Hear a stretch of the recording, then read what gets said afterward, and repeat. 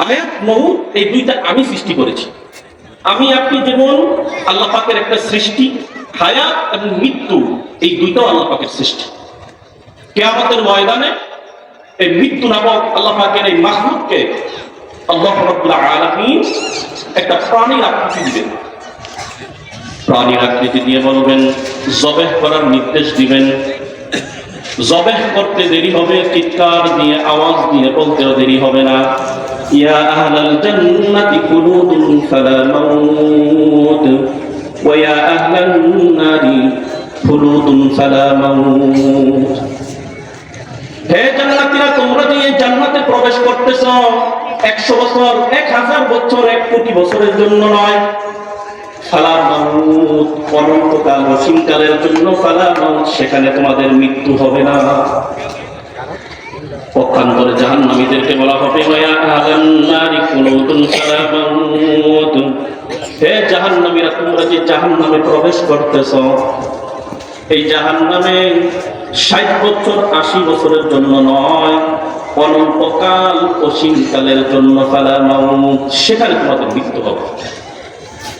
তাহলে বলেন, আমাদের আসল জীবন কোনটি? আখিরাতের জীবন। বলেন সবাই, আসল জীবন কোনটি? সেজন্য আল্লাহ রাব্বুল আলামিন সূরাতুল আ'রাফ শেষে বলেন, বাল তু'থিরুনাল হায়াতাদ দুনিয়া ওয়াল আখিরাতু খায়রুন ওয়া আবকা।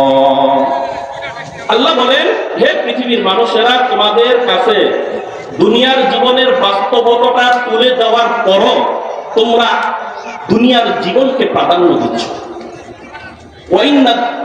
অথচ আখিরাতের জীবনটাই হলো খায়র, উত্তম, আবকা, সবচাইতে দীর্ঘস্থায়ী জীবন।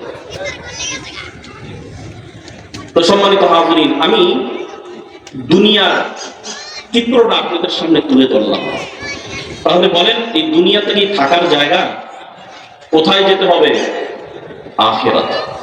এই আখিরাতে আল্লাহ রাব্বুল আলামিন মানুষকে 4 ভাগে ভাগ করবেন। কয় ভাগে?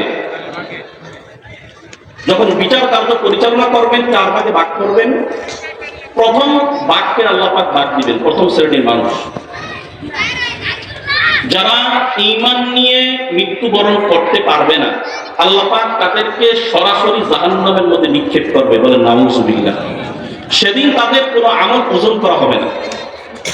তারপর আল্লাহ পাক সূরাতুল কাহফের শেষে বলেন, ফালা নুকিমু লাহুম ইয়াওমাল কিয়ামাতি ওয়াজনা। যারা ঈমান নিয়ে মৃত্যুবরণ করতে পারবে না, তাদের আমল আমি মিজানের পাল্লা ওজনই করব না। কোনো প্রয়োজন নাই। ঈমান ছাড়া যারা মৃত্যুবরণ করবে, বিনা হিসাবে সরাসরি জাহান্নাম। আল্লাহ পাক আমাদেরকে হেফাজত করুন। এজন্য সবসময় দোয়া করা যে আল্লাহ, মৃত্যুর সময় যেন তুমি আমাকে ঈমানের সাথে রাখো। এবার আসুন দ্বিতীয় শ্রেণী, যারা ঈমান নিয়ে মৃত্যুবরণ করবে, তাদেরকে আল্লাহ পাক 3 ভাগে ভাগ করবে। প্রথম তো ঈমান ছাড়া সরাসরি জাহান্নাম। এবার যারা ঈমান নিয়ে মৃত্যুবরণ করবে, তাদেরকে 3 ভাগ করবেন। প্রথম ভাগ ডাক দিবেন, আসবে। আল্লাহ পাকের সামনে আমলনামা উপস্থাপন করা হবে, কিন্তু আল্লাহ রাব্বুল আলামিন ওই আমলনামা না খুলেই ডান হাতে বিনা হিসাবে জান্নাত দিয়ে দিবেন। সুবহানাল্লাহ। আমলনামা পেশ করা হবে, কিন্তু আল্লাহ পাক খুলবেন না। কারণ এই হাদিসের মধ্যে আসছে, যদি কোনো ব্যক্তির আমলনামা খোলা হয়, তাকে জাহান্নামের শাস্তি ভোগ করাই লাগবে। ওয়ালাইকুম সালাম।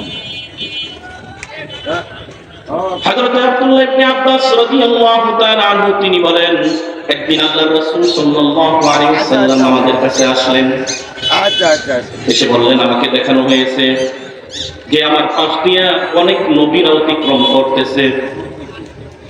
কোন নবীর পিছনে হলো একজন, কোন নবীর পিছনে 10 জন, কোন নবীর পিছনে আবার একজন উম্মত নাই।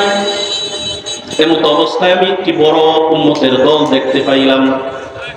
জিব্রাইলকে বললাম, ভাই জিব্রাইল, এই যে বড় দলটি আসতেছে, এটা কি আমার উম্মত নাকি? জিব্রাইল আলাইহিস সালাতু ওয়াস সালাম বলেন, ইয়া রাসূলুল্লাহ, ইয়া হাবিবাল্লাহ, এরা আপনার উম্মত নন, এরা হলেন হযরতে মূসা আলাইহিস সালাতু ওয়াস সালামের উম্মত। এই কথা শোনার পরে আল্লাহ রাসূলের মনটা খুব ভেঙে গেল। আল্লাহ রাসূল মনে করেছিলেন এই বড় দলটি মনে হয় আমার উম্মত। এটা দেখার পরে হযরত জিবরাইল আলাইহিস সালাতু ওয়াস সালাম বললেন, ইয়া রাসূলুল্লাহ, হাবিবাল্লাহ, আপনি নিচের দিকে কেন তাকান, একটু উপরের দিকে তাকান না, আপনার মাকাম তো উপরে। আল্লাহ রাসূল যখন উপরের দিকে তাকাইলেন, তাকিয়ে দেখলেন যে বিশাল বড় একটা দল, শুধু বিশাল বড় দল না, এই দলের সামনে আরেকটা দল। জিবরাইলকে বললেন, ভাই জিবরাইল, এরা কার উম্মত? জিবরাইল আলাইহিস সালাতু ওয়াস সালাম বললেন, ইয়া রাসূলুল্লাহ, ইয়া হাবিবাল্লাহ, এরা হলো আপনার উম্মতের দল। এই যে বিশাল বড় একটা দল দেখতেছেন, এই দলের সামনে যে আরেকটা দল আছে, এখানে আপনার ৭০,০০০ উম্মত আছে, যাদেরকে আমার আল্লাহ রাব্বুল আলামিন বিনা হিসাবে জান্নাত দিয়ে দিবে। এই হাদিস থেকে জানা যায় আল্লাহ পাক কিয়ামতের ময়দানে কিছু মানুষকে ডাক দিবেন, আমলনামা খোলা হবে না, আল্লাহ পাক বিনা হিসাবে জান্নাত দিয়ে দিবেন। আল্লাহ পাক আমাদেরকে ওই ব্যক্তিদের মধ্যে শামিল করার তৌফিক দান করুন, সকলে বলি আমিন। তাহলে কয় শ্রেণী গেল? 2 শ্রেণী। প্রথম শ্রেণী, যারা ঈমান নিয়ে মৃত্যুবরণ করবে না, সরাসরি জাহান্নাম। এরপরে যারা ঈমান নিয়ে মৃত্যুবরণ করবে, তাদের মধ্যে 3 ভাগ হবে। প্রথম ভাগ সরাসরি জান্নাত। এবার দ্বিতীয় ভাগ, যাদের নেক আমলের পালা হালকা হবে, বদ আমলের পাল্লা ভারী হবে। ঈমান নিয়ে মৃত্যুবরণ করবে, কিন্তু নেক আমলের পালা হালকা হবে, বদ আমলের পাল্লা ভারী হবে। আল্লাহ বলেন, ফামান তাকুলাত মাওয়াজিনুহু ফাউলাইকা হুমুল মুফলিহুন ওয়া মান খাফফাত মাওয়াজিনুহু ফাউলাইকা আল্লাযীনা খাসিরু আনফুসাহুম ফী জাহান্নামা খালিদুন। ফামান তাকুলাত মাওয়াজিনুহু, কিয়ামতের ময়দানে যাদের নেকের পাল্লা ভারী হয়ে যাবে, ফাউলাইকা হুমুল মুফলিহুন, তারা সফল হয়ে যাবে, খুশিতে আত্মহারা হয়ে যাবে। ওয়ামান খাফফাত মাওয়াজিনুহু, যাদের বদ আমলের পাল্লা ভারী হবে, ফাউলাইকা হুমুল খাসিরুন, তারা ক্ষতিগ্রস্তদের অন্তর্ভুক্ত হয়ে যাবে। আল্লাহ রাব্বুল আলামিন দ্বিতীয় ভাগ, যাদের নেক আমল কম, বদ আমল বেশি, এরপর আল্লাহ পাক তাদেরকে জাহান্নামে ফেলাইবেন না, জান্নাত দিবেন। কেমন করে? কিয়ামতের ময়দানে আল্লাহ পাকের সামনে কেউ কথা বলার পারমিশন পাবে না, একমাত্র আমাদের নবী ছাড়া। আল্লাহ পাকের সামনে যিনি সর্বপ্রথম কথা বলবেন, তিনি কে? আপনার নবী, আমার নবী, বিশ্ব নবী মুহাম্মদুর রাসূলুল্লাহ সাল্লাল্লাহু আলাইহি ওয়াসাল্লাম। আমার নবী কথা বলার পরে অন্যান্য নবীরা তাদের উম্মতের পক্ষ নিয়ে সুপারিশ করবে, ফেরেশতারা সুপারিশ করবে, কোরআনে হাফেজরা সুপারিশ করবে, আলেমরা সুপারিশ করবে, মুত্তাকি পরহেজগার ব্যক্তিরা সুপারিশ করবে। যে সমস্ত মা বাবার সন্তান ছোট থাকতে হারিয়েছে, যে সমস্ত সন্তান ছোটবেলায় ইন্তেকাল করেছে, ওই সন্তান মা বাবার পক্ষ নিয়ে হাসরের ময়দানে সুপারিশ করবে। ওই সন্তান আগে থাকতেই জান্নাতের গেটে গিয়ে দাঁড়িয়ে থাকে, জান্নাতে ঢুকবো না, আমার মা বাবা কোথায়? বলবে মনে হয় জাহান্নামের মধ্যে, দৌড়ে যাবে জাহান্নামের মধ্যে। মা বাবা হাত ধরে আল্লাহ পাকের কাছে গিয়ে বলবে, মালিক, যতক্ষণ পর্যন্ত আমার মা বাবাকে আপনি জান্নাত না দিবেন, ততক্ষণ পর্যন্ত আমি জান্নাতে প্রবেশ করব না। আল্লাহ রাব্বুল আলামিন সেদিন এই ছোট বাচ্চার, মাসুম বাচ্চার আর্তনাদ শুনবেন। আল্লাহ পাক তার সুপারিশ কবুল করে তাকে জান্নাতের মেহমান বানিয়ে দিবে। এজন্য অধৈর্য হওয়া যাবে।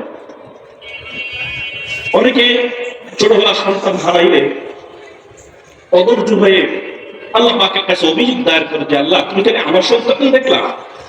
আল্লাহ রাসূল বলেন, এই অভিযোগ যদি কোনো ব্যক্তি করে, তার জন্য জান্নাত হারাম, নাউযুবিল্লাহ, জান্নাত পাবে না। তাহলে এই যে সুপারিশ হবে, এটা গুনাহগার উম্মতের জন্য, যারা ঈমান নিয়ে মৃত্যুবরণ করতে পারবে। তাহলে দ্বিতীয় শ্রেণী, যারা ঈমান নিয়ে মৃত্যুবরণ করবে, নেক আমল কম, বদ আমল বেশি, এরপর আল্লাহ পাক তাদেরকে জান্নাত দিবে। তার পক্ষে কোরআন সুপারিশ করবে। মাহবুব কোরআন করতে পারতো না রমজান মাসে, হাফেজ সাহেবদের পিছনে দাঁড়িয়ে দাঁড়িয়ে কষ্ট করে কোরআন পড়ছে। ফজরের সময় কোরআন নিয়ে বসে পড়তো, মাহবুব ভুল ত্রুটি হয়ে গেছে, তাকে তুমি ক্ষমা করে দাও। নবীরা সুপারিশ করবে, আলেমরা সুপারিশ করবে, যে বাবু ইসলামের জন্য যখনই ডাক দিতাম তখনই চলে আসছে, রব্বুল আলামিন আজকে তুমি তাকে জাহান্নামে ফেলে, তাকে সুপারিশ করে জান্নাতে পৌঁছাই দেবে। তাহলে কয় শ্রেণীর কথা বললাম ভাই? দুই শ্রেণী, যারা ঈমান নিয়ে মৃত্যুবরণ করবে, প্রথমবার সরাসরি জান্নাত, দ্বিতীয়বার যাদের নেক আমল কম বদ আমল বেশি, এরপরও দেখা যাবে তাদের পক্ষে কেউ সুপারিশ করছে, অথবা তার এমন একটি আমল আল্লাহ পাকের কাছে পছন্দ হয়ে গেছে, ওই আমলকে সামনে রেখে আল্লাহ পাক তাদেরকে জান্নাত দিয়ে দিয়েছে। এবার আসুন চতুর্থবার, আজকে আমার আলোচনা মূলত এটা নিয়ে, যাদের নেক আমলও আছে আবার কিছু গুনাহও আছে, নেক আমল আছে গুনাহও আছে, সেদিন এই জাতীয় মানুষের পক্ষে কোনো সুপারিশ গ্রহণযোগ্য হবে না, কেউ সুপারিশ করবে না, এদেরকে আল্লাহ পাক আগে জাহান্নামের মধ্যে নিক্ষেপ করবে। বলেন নাউযুবিল্লাহ। আহলে সুন্নাত ওয়াল জামাতের আকীদা বিশ্বাস করো, এই জাতীয় মানুষ নির্দিষ্ট অপরাধের নির্দিষ্ট মেয়াদে সাজা ভোগ করবে। যখন সাজার মেয়াদ পরিপূর্ণ হয়ে যাবে, এরপর আল্লাহ পাক তাকে জান্নাত দান করবে। কারণ যেই ব্যক্তির পুঁজি হলো লা ইলাহা ইল্লাল্লাহ, ইন্নাল্লাযীনা ক্বালু রাব্বুনাল্লাহু সুম্মা ইসতাকামু, যে ব্যক্তি এই জবান দিয়ে অন্তর দিয়ে একবার বলবে আমার রব হচ্ছে আল্লাহ, এই কথার উপরে মৃত্যু পর্যন্ত অটল থাকবে, আমার আল্লাহ রব্বুল আলামিন তাকে জান্নাত থেকে মাহরুম করবেন না। কিন্তু আগে সাজা ভোগ করতে হবে, এরপর জান্নাত। তো সেই অপরাধগুলো কি কি? হাজার নেক আমল থাকা সত্ত্বেও আপনাকে আমাকে জাহান্নামে যাওয়া লাগবে। আমি অপরাধগুলো আপনাদের সামনে আমি পেশ করব। যদি এই অপরাধগুলো আমার মধ্যে না থাকে, আলহামদুলিল্লাহ শুকরিয়া আদায় করব।